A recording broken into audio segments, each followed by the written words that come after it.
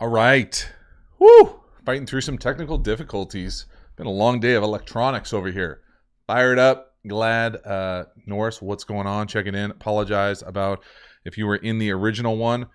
Just didn't happen here. My OBS didn't want to listen. So we're back. Round technically 2.5, I would say. Let's go, Daniel. What's going on? Johnny. Law Brothers, what's up? What's up? This will be a good one. Norris, appreciate it. Come on. Davis, my favorite first name. Well done. Good to see some familiar faces. Fun to do some lives all over the place today. It's been a pretty special day for the QB school with the launch of course number 2. Pretty fired up to say the least, and it's been getting some good traction, so I appreciate it if you've checked it out, and especially if you've enrolled. But some good samples over there. Even if you're not going to enroll, check it out, and appreciate it. Thanks for hanging out. I got a little meeting at what is going to be, 3:45, so we got a good 20 minutes here. I got my alarm set, so crank those questions away. What do you got for me? Hit me with it good. Don't get hurt at practice ever, let alone today. Come on, Johnny. Here we go, Brad. Brad, sorry to hear about the squad. My goodness. The big's going down. That's not cool. You're going to have to let me know, let us know. Did they trace it to anything in particular? I'm always fascinated in that regard. Brad, favorite drop back concept for high school football? Ooh. Beyond the just throw it to your best guy, which I think can get away with a lot in high school football, I really think it's a combination of who your best player is and what your quarterback likes to throw. Now, that doesn't always work. I've been around quarterbacks that love to throw outs or say that they love to throw outs. Like I'm usually a big, give me your top 3 plays, top 5 plays of the week. Try to get them in the early calls. And they'll be like out, come back, go. And the quarterback can't throw those or doesn't throw those well. Well, we're not going to call those. And so I think it's about marrying whatever they feel comfortable with, have confidence with, whatever the wide receiver likes to run, wherever your matchup is. For me, it's never just like concept like let's just run Hank and it's good versus everything. Or there are certainly some plays that I like versus everything, which is an excellent segue into the section of the course that I really love, what I call the all-purpose menu, basically my favorite concepts versus any coverage. And that's what I consider an all-purpose menu. It's good versus any coverage. Doesn't matter what you get. You have answers. Now, it might not be the best answer if you're not throwing it to your best guy or your second best guy, but you still don't get hit. You get the ball out, all those things. And so I don't know if I have just a straight-up favorite concept besides for, of course, the QB School logo. Progression-based. See, people teach 4 verts differently. I don't necessarily teach it as a pure progression. If I was going to say pure progression, I would say what normally is referred to as what I'm used to calling dagger. But even that, to me, has like an option on the backside. So pure progression, maybe drive out if you're going to speak West Sidey. How about them Padres? Daniel, come on. We're going in what I think they... First pitch is at like 4 something. So be locked into the Padres. Chase, what up? Good to see you again. Chase, you are in that course already with the Cheesecake reference. I was waiting for somebody to come at me social media with some Cheesecake Factory menu shots. That's funny. You're true. Don't cheesecake me. Got to take the course to know what I'm talking about there. There you go. I wish we had, that's a nice problem to have, going to OU. It's a deep choice for us, 10-yard stop, post, or go. Brad, do you have any concepts where you give the wide receiver and quarterback the opportunity to signal those? We have one concept that I give the quarterbacks the opportunity to signal an out, a post, a go, and I could get talked into a stop. We don't really do stops. We run our hitches a little bit stoppy. We don't have I decided to not have a hitch and a stop. We basically only have hitches, although we could run like some fade stop stuff in the red zone. Mesh. People love mesh. Mesh doesn't come into the same, doesn't jump that high to me, if that makes sense. Got my brother text messaging me trying to get the update on the course.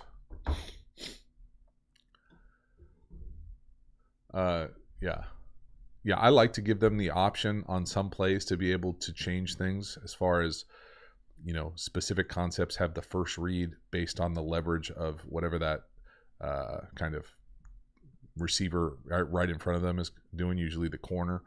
And so we didn't live in that world, but we have a few concepts like that. I tell them to lean heavy on whatever I think is going to be there. It doesn't mean that it always is there by any means, but I like to at least give them some feel like they have some say in what we're doing out there occasionally.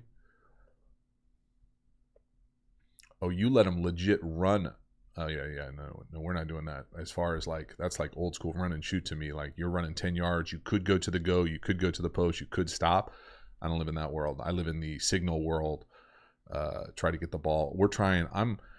One thing I don't know if I've learned it, but it's been reinforced the last coaching high school is the importance of teaching anticipation and just how almost unicorny it is out there, at least around our program and what I've seen over the course of what we're trying to build. And so always trying to reinforce that. I don't necessarily ever want them trying to stare and wait for a guy to get open and then rip it. That's a recipe for disaster for us. Thursday night football, that is a dumpster fire. You're right about that, Daniel.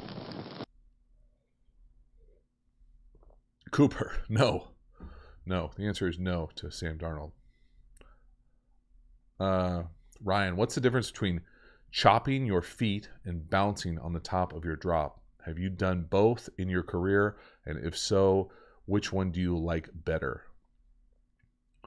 That's a good question. This might, what's the nicest way to say this? I personally think that the choppy bouncing your feet thing that I most often refer to as Peyton Manning, to me is a little bit of a dated way to do it. I think I was never around someone that did it every day, but I've heard the way that it was described was just constantly being kind of in that rhythm, ready to throw, a light on your feet, kind of toesy, kind of like what I would think like an infielder gets right before the pitch, kind of like up, ready to go, glove up, those types of things, ready to make a move. To me, I was just never very accurate playing for my toes, and so that's why I'm a big believer in having all your cleats in the ground. I think you generate the most power doing that. I think you're the most consistent. I think you have the most consistent base. Your shoulders are level. Your eyes are level. But Peyton Manning sure seemed fine doing it. I think you could argue that he probably could have got a little bit more on some of the balls that he threw, especially towards the end, if he did it a different way. But one of the best quarterbacks to ever do it. So who am I to tell him not to do it that way? I just think you definitely don't see a whole lot of people doing it that way, because I think it's unnecessarily difficult, and you're basically hamstringing yourself by not being able to generate enough force into the ground to create enough rotational force to generate the torque that you want to rip the ball. Oh, it's off play action. I got you, Brad. I'm familiar. I'm used to doing it off play action. I'm used to calling it a read route, and where it's basically in the league, it was 18. If it was in high school, I'd probably do it to 15. And it's basically an inside release, push vertical, and you can either stop, literally flip your hips at 15, or you run to the post. And it's all about, whatever that matchup is. If you think you can win to the post, go.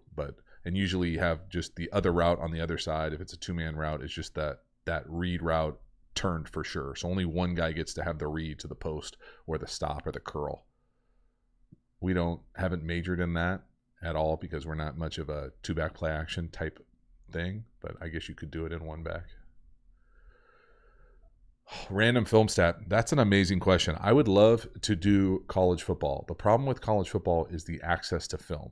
So if anyone has access to film, and I mean film, I don't mean broadcast, I mean all 22 in real time, like the Mississippi State LSU game. If you have that all 22 and you're willing to share it, I will absolutely break that down and have it be a video, and if not the full game for the Patreon group. It's just hard to get that. And so all my resources are coaching right now. And so they're not want to necessarily, share with the YouTuber for trying to help me with my videos. So it's just a lot easier to get in the off season. Not that I won't get it and surprise some of us, but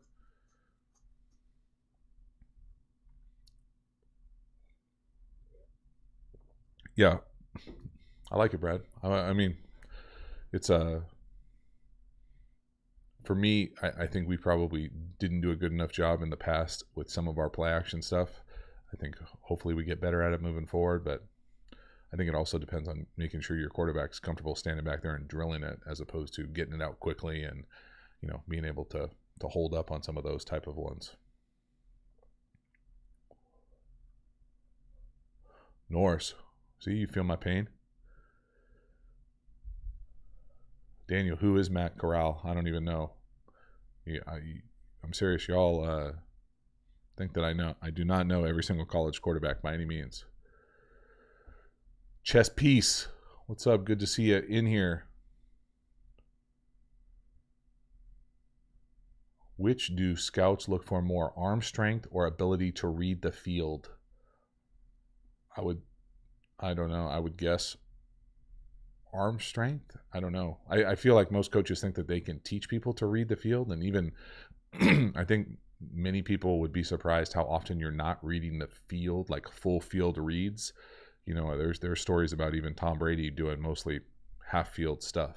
Full field reads are pretty rare, even for the best of the best. I thought Ole Miss had two quarterbacks. The 15 minutes that I watched, I thought they were playing two quarterbacks. I like it. Do me a favor, if you're hanging out, smash the like, ramp this thing up for me. Philly Town. Oh, man. Jalen Hurts, Philly Town. Jalen Hurts sure seems like he's going to get a little bit more of an opportunity to make an impact in the game. I'm not sure how good that is for the organization or for Carson Wentz right now. I'm just going to put this out here to this group, 60 of my closest friends. I expect Carson Wentz and the Eagles offensively to play better fast. And I don't mean like not going to become Patrick Mahomes overnight, but I bet Doug does a really intentional job about creating opportunities for him to be successful, doing things that he's comfortable doing. I don't know what that looks like. I'm not in the building, but I would just be surprised if a quarterback guy doesn't create an opportunity for him to be successful quickly. It's just my own personal take, just knowing Doug a little bit and seeing his track record as a head coach. That's my take on it. I think that there are things to do when you're a play caller, when you're an offensive architect, that you can do to help your quarterback gain confidence, even if he may not be healthy or totally in sync, to start going in the right direction. That's my take. Hey, John. Whoa. Coming in hot with the surname. Big time.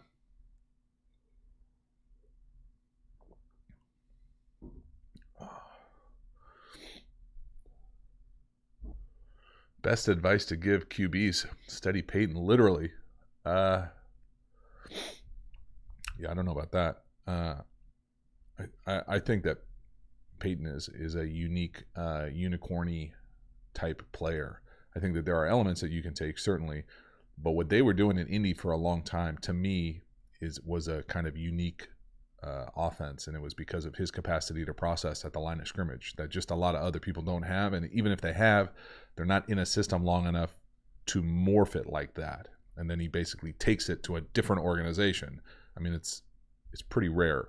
I think you can even see Tom now moving organizations to Tampa Bay. He didn't necessarily take the Tom Brady offense with him. I'm sure there are elements of concepts that overlap, but as far as like Peyton took one offense and just moved it to a different organization and was running the show and was the sheriff the next day. And so it's a little bit different. Eric, cheers. Cheers. Thanks for hanging out. Welcome to the channel.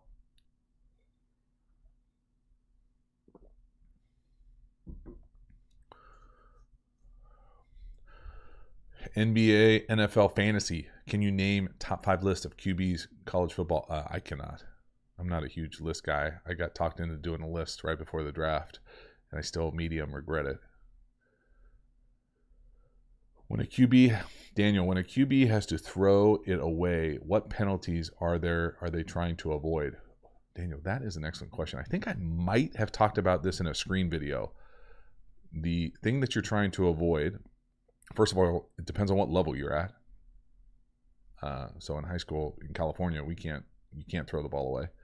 But if you're in the league, let's assume we're talking about the NFL, if you are outside the pocket area, meaning the tackle area, if you're outside of that and you throw the ball past the line of scrimmage, it's not a penalty.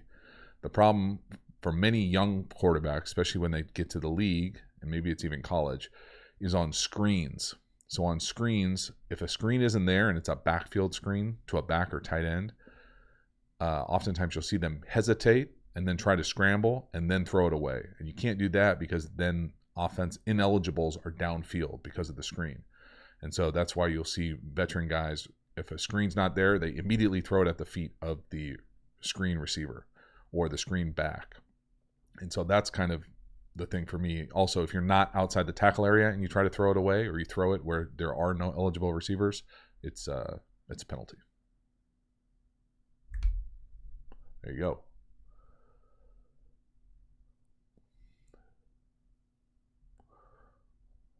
Finn fan, don't get all sensitive. I agree. He's intense. I love the sheriff. Big fan. One of my all-time favorite NFL moments. I don't know if I've told this story on this channel, but he's notorious for doing this, so it's not just to me. But we're playing Peyton. I want to say I started the game. I think I did start the game. I was with Detroit for, I think Kitten and I got sick in pregame. I was going to play. It was a preseason game. They had the ridiculous defensive ends. What were their names? Freeney and Mathis and Bob Sanders, the like human missile. The guy was like I got to go after this story. Bob Sanders was like the human missile. He was like the best player in the league, I swear, for 18 months. It was crazy. Played against those guys on turf in the RCA Dome. Got smoked in the preseason. Peyton comes up to me afterwards. He's like, hey, JT, just wanted to, I'm Peyton. Nice to meet you. And I was like, yeah, I got you. And I had a couple buddies on the Colts, and they were laughing as he came up and said that to us. But we had some good interactions, and then probably played each other a handful of times. Later in my career, his career kept going. But he was always stand-up dude. Exactly what you see is exactly what you get. And, I don't have a bad thing to say about him. Pretty impressive dude on a number of levels. So, all right, I got to hop off to this. Can I just say, let's go, everybody in the chat. I appreciate you hanging out. Do me a favor, if you haven't already, like this live, but then go over, check out the course, and enroll. All right? I appreciate the support. Thanks so much. I'll see you next time. Maybe come back if the Padres have an amazing victory today and do another one, round 3, but it's a medium. It's a maybe. All right? Have a good one, y'all. Appreciate it.